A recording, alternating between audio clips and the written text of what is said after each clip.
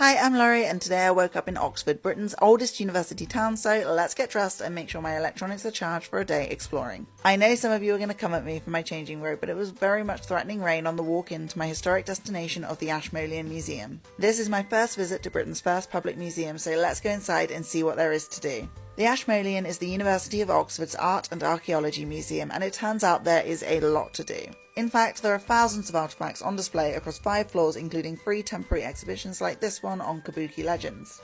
With so many global artefacts on display, it's refreshing to see the question of colonialism and collecting tackled head-on with an interactive exhibit which outlines the steps the museum has taken to address some of these concerns. Every single corner of this museum is dripping in history, and as much as I was loving it, I didn't really know where to begin. But when I booked my free ticket, I also purchased the Ashmolean Highlights audio tour, so I found a museum assistant with the blue lanyard and scanned the QR code around their neck to bring it up on my phone.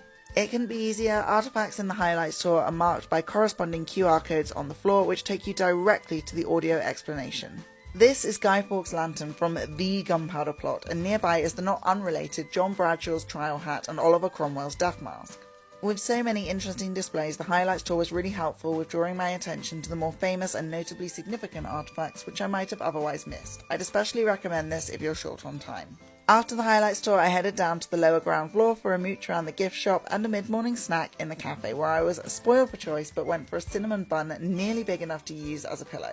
Re-energised, it was time for my next pre-booked activity, the Ashmolean Adventure. I also bought my ticket for this in advance online for a specific time, which made planning my day really straightforward. The tablets act as a map or quest which take you through 11 of Ashmolean's most intriguing objects with interactive games, quizzes and stories. Though aimed at families, I really enjoyed the challenge of finding each item, and since the guide is designed for team players, my friend Vicky joined me to try out some of the more collaborative aspects.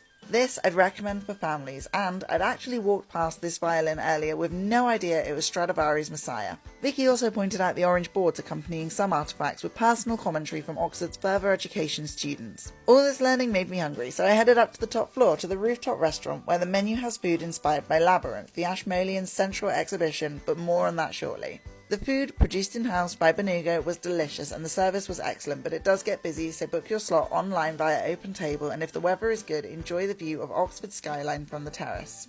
But we're not done yet. My final pre-booked activity of the day was, of course, Labyrinth. Because my knowledge of ancient Crete is severely lacking, I also booked the audio tour online to learn about the famous Minotaur in its Labyrinth prison. And like all exhibitions, it has its own gift shop, but this is a temporary exhibition, so you'll need to book online to visit before July 30th to see it.